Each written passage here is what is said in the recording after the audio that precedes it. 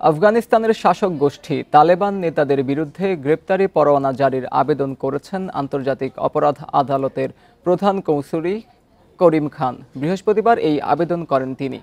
এ সময় সংগৃহীত প্রমাণের ভিত্তিতে তালেবানের সর্বোচ্চ নেতা আখুনজাদা ও প্রধান বিচারপতিকে মানবতা বিরোধী অপরাধের জন্য দায়ী করা হয়।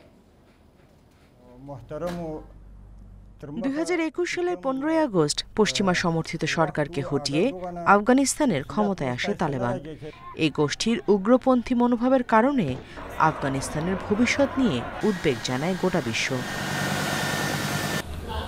90-এর দশকের তুলনায় নারীদের ক্ষেত্রে এবার কট্টর নীতি বাস্তবায়ন না করার প্রতিশ্রুতি দিলেও সেই কথা রাখেনি তালেবান।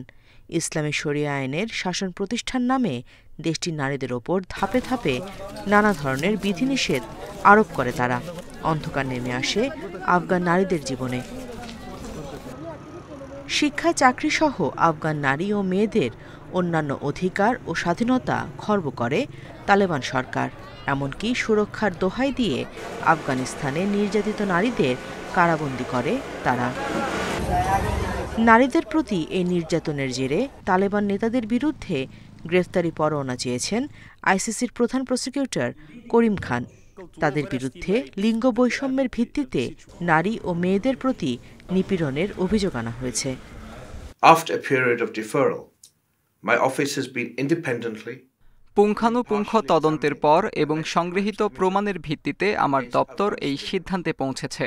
আমাদের তদন্ত বলছে রোম সংবিধির ৭১H ধারার অধীনে লিঙ্গগত কারণে নিপীড়নের মানবতা বিরোধী অপরাধের জন্য তালেবানের সর্বোচ্চ নেতা হাইবাতুল্লাহ আখুনজাদা এবং আফগানিস্তানের প্রধান বিচারপতি আব্দুল হাকিম হাক্কানির বিরুদ্ধে ফৌজদারি পদক্ষেপ নেয়ার যুক্তিসঙ্গত কারণ রয়েছে।